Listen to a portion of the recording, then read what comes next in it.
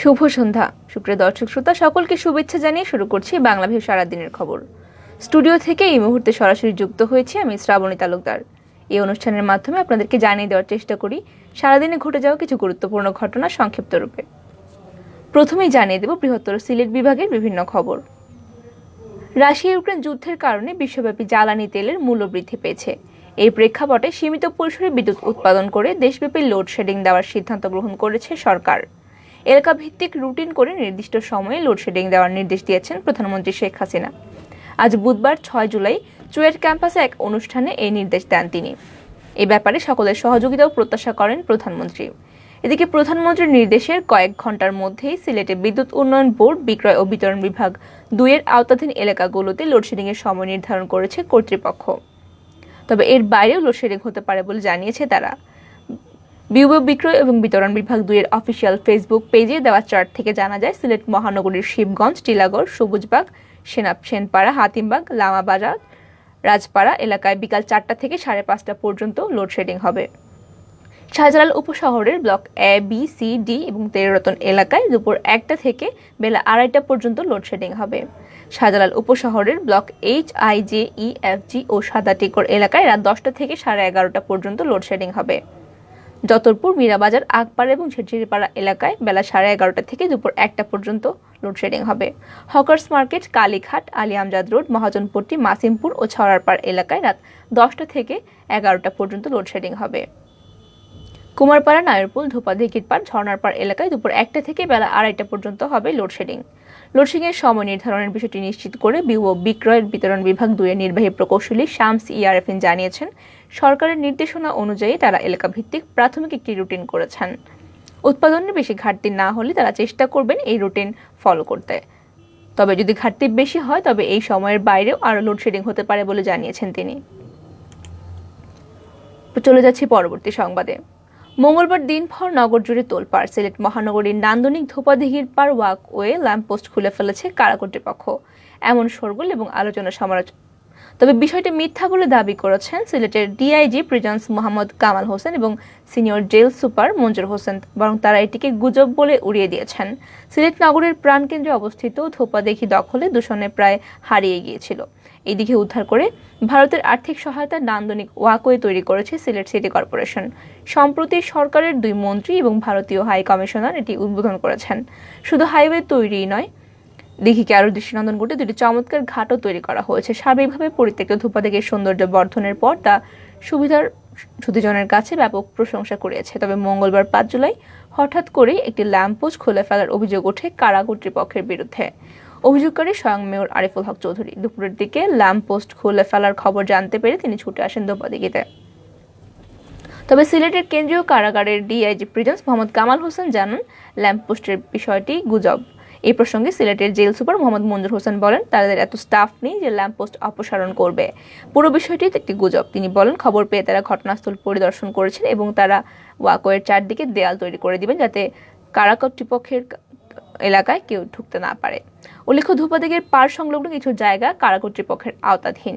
এই জায়গা নিয়ে সিলেট সিটি কর্পোরেশন ও কারা কর্তৃপক্ষের মধ্যে অনেকদিন ধরে টানাটানি চলছে। হবিগঞ্জের বানিয়াচংয়ে নৌকা থেকে রড তোলার সময় বিদ্যুৎস্পৃষ্ট হয়ে রুবেল মিয়া নামে 17 বছর বয়সের এক কিশোর মারা গেছেন। মৃত রুবেল মিয়া উপজেলার বড়বাজার এলাকার শাহিন মিয়ার পুত্র। বুধবার বিকেলে উপজেলার বালিখাল এলাকায় এই ঘটনাটি ঘটে। বানিয়াচং থানার ওসি মোহাম্মদ ইমরান হোসেন জানান, রুবেল মিয়া নামে ওই কিশোর বালিখাল এলাকায় নৌকা থেকে লোহার রড তোলার কাজ করছিল এবং কাজ করার এক পর্যায়ে সে অসাবধানতা বশত বিদ্যুতের তারের সাথে জড়িয়ে পড়ে। এ সময় তাৎক্ষণিক থেকে উদ্ধার করে হবিগঞ্জ হাসপাতালে নিয়ে যাওয়া হয় এবং কর্তব্যরত চিকিৎসক তাকে মৃত ঘোষণা করেন। হবিগঞ্জের বানিয়াচংয়ে সিমেন্ট বোঝাই কাভার্ড ভ্যানের চাপায় পায়েল মিয়া নামে ইজি বাইক চালক নিহত হয়েছেন। আজ বুধবার সকালে হবিগঞ্জ বানিয়াচং সড়কের রত্না এলাকায় এই দুর্ঘটনাটি ঘটে। নিহত পায়েল মিয়া আজমেরীগঞ্জ পৌরসভার নগরগ্রামের কুদ্দুস মিয়ার ছেলে। বানিয়াচং থানার ওসি ইমরান হোসেন জানিয়েছেন, পায়েল মিয়া আজমেরীগঞ্জ বাজার থেকে মাছ নিয়ে হবিগঞ্জ যাচ্ছিলেন। এ সময় বানিয়াচং উপজেলার রত্না এলাকায় পৌঁছলে বিপরীত দিক থেকে আসা একটি সিমেন্ট বোঝাই কাভার্ড ভ্যানের সাথে ইজি বাইকের সংঘর্ষ হয় এবং এতে পায়েল মিয়া গুরুতর আহত হন এবং হাসপাতালে নিয়ে যাওয়ার পথেই তার মৃত্যু ঘটে। এতক্ষণ শুনছিলেন বৃহত্তর সিলেট বিভাগের বিভিন্ন খবর। এবারে জাতীয়। প্রেমে বাধা দেওয়ায় শিক্ষক উৎপল কুমারকে হত্যা করেছে শিক্ষার্থী আশরাফুল আহসান জিতু। আজ বুধবার ঢাকার চিফ জুডিশিয়াল ম্যাজিস্ট্রেট আদালতে হত্যাকাণ্ডের দায়টি স্বীকার করেছে সে নিজেই। সিএমজি আদালতে ম্যাজিস্ট্রেট রাজীব হাসান জবানবন্দি রেকর্ড করে আশরাফুলকে কারাগারে পাঠানোর নির্দেশ দেন।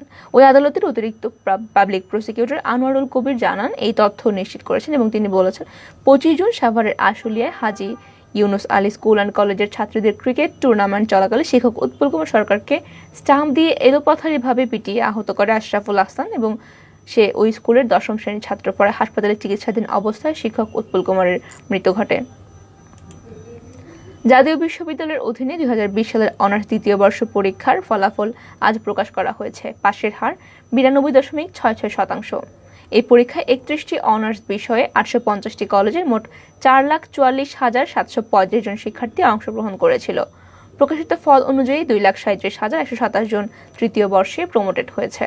জাতীয় বিশ্ববিদ্যালয়ের জনসংযোগ দপ্তরের পরিচালক মোহাম্মদ আতাউর রহমান বুধবার এক সংবাদ বিজ্ঞপ্তিতে জানান, সন্ধ্যা 7টা থেকে SMS এর মাধ্যমে যে কোনো মোবাইল মেসেজ অপশনে গিয়ে NU space H2 space roll number লিখে 16222 নাম্বারে সেন্ড করলে বিশ্ববিদ্যালয়ের ওয়েবসাইট থেকে জানা যাবে রেজাল্ট।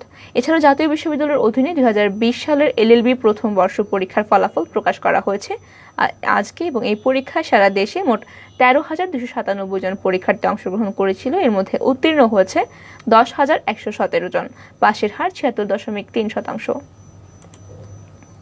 বগুড়া সদর উপজেলার শাকপালা মোড়ে বাস ট্রাক সংঘর্ষে এক অজ্ঞাত ব্যক্তি নিহত হয়েছেন। আজ দুপুর 12টায় দুর্ঘটনায় নিহত ব্যক্তি তার বয়স আনুমানিক 35 বছর।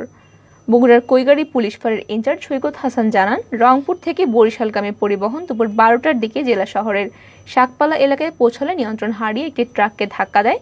ঘটনাস্থলে একজন ব্যক্তি মারা যান এবং 10 জন গুরুতর আহত হন। আহতদের উদ্ধার করে বগুড়া শহীদ জিয়াউর রহমান মেডিকেল কলেজে ভর্তি করা হয়েছে। চট্টগ্রামের সীতাকুণ্ড উপজেলার BM কন্টেইনার ডিপো বিস্ফোরণের ঘটনার 32 দিন পর মরদেহের মাথার খুলি এবং পোড়া হাড় মিলল। বুধবার দুপুরে বিধ্বস্ত শেডের ভিতরে পরিষ্কার পরিচ্ছন্ন করার সময় দেহাবশেষগুলো উদ্ধার করা হয়। এই নিয়ে সীতাকুণ্ড ট্র্যাজেডিতে 49 জনের মৃত্যু এবং একাধিক দেহাবশেষ পাওয়া গেল। সীতাকুণ্ড থানার ভারপ্রাপ্ত কর্মকর্তা আবুল কালাম আজাদ বলেন, বুধবার দুপুরের দিকে বিধ্বস্ত শেডের ভিতরে থাকা ধ্বংসস্তূপ সরানোর কাজ করছিল ডিপোর কর্মীরা। এই সময় তারা ডিপোর লম্বা শেডের ভিতরে ধ্বংসস্তূপে মাথার খুলি এবং হাড়গোড় দেখতে পায়। ডিপো কর্তৃপক্ষ বিষয়টি অবহিত করলে সেখানে গিয়ে তারা মাথার খুলি এবং হাড় উদ্ধার করেন এবং পরে সুরতহাল প্রতিবেদনের জন্য চমেক হাসপাতালে পাঠানো হয়। বিদ্যুৎ সাশ্রয়ের লক্ষ্যে বিভিন্ন সামাজিক অনুষ্ঠান, কমিউনিটি সেন্টার, বিপণী বিতান, দোকানপাট, অফিস আদালত এবং বাড়িঘরে আলোকসজ্জা না করার জন্য দেশবাসীর প্রতি আহ্বান জানিয়েছেন প্রধানমন্ত্রী শেখ হাসিনা। রাশিয়া ইউক্রেন যুদ্ধ এবং যুক্তরাষ্ট্র ইউরোপে অর্থনৈতিক নিষেধাজ্ঞা বাস্তবতায় বিদ্যুৎ সাশ্রয়ের লক্ষ্যে এই আহ্বান জানান তিনি।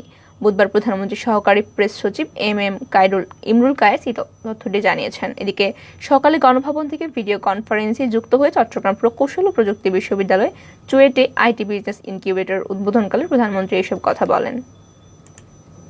এবারে আন্তর্জাতিক। হঠাৎ করে পদত্যাগের ঘোষণা দিয়েছেন ব্রিটিশ অর্থমন্ত্রী ঋষি সুনাক এবং স্বাস্থ্যমন্ত্রী সাজিদ জাভিদ। এরপরে বুধবার আরও 3 ব্রিটিশ প্রধানমন্ত্রী পদত্যাগের ঘোষণা দিয়েছেন। আর এই ঘোষণায় আরও কোণঠাসা হয়ে পড়েছেন প্রধানমন্ত্রী বরিস জনসন। সবশেষে বরিসের মন্ত্রিসভা ছাড়ার ঘোষণা দিয়েছেন স্কুল বিষয়ক মন্ত্রী রবিন ওয়াকার।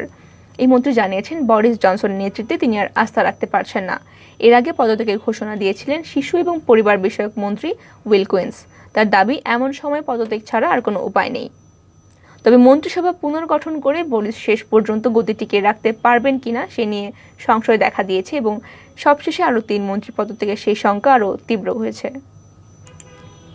করোনা সংক্রমণ কমায় আন্তর্জাতিক ফ্লাইট বাড়িয়েছে চীন। রাশিয়া এবং ফিলিপাইনের সাথে আরও 2টি ফ্লাইট বৃদ্ধির কথা জানানো হয়েছে। রাশিয়া এবং চীনের মধ্যে বর্তমানে প্রতি সপ্তাহে 2টি বাণিজ্যিক ফ্লাইট চলাচল করে থাকে।